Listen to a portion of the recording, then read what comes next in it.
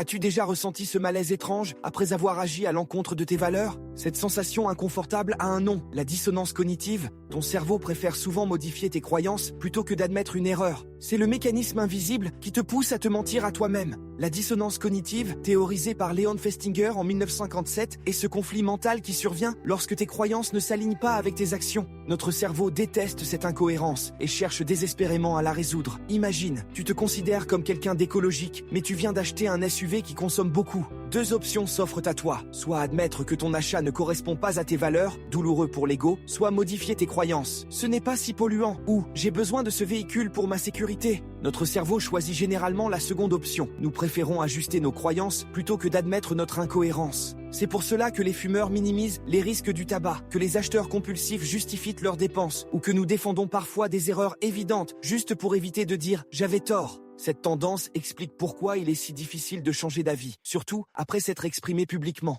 Une fois que tu as défendu une position, la dissonance te pousse à ignorer les preuves contraires et à renforcer ta conviction initiale. Comment utiliser cette connaissance? D'abord, identifie tes propres rationalisations. Ensuite, considère la dissonance comme un signal d'alerte plutôt qu'une menace. Enfin, cultive la flexibilité mentale. Être capable de dire « j'ai changé d'avis » est une force, pas une faiblesse. Partage ton expérience en commentaire et abonne-toi à la clé pour découvrir d'autres mécanismes psychologiques qui façonnent tes décisions. La véritable intelligence émotionnelle commence par comprendre comment ton esprit te joue des tours.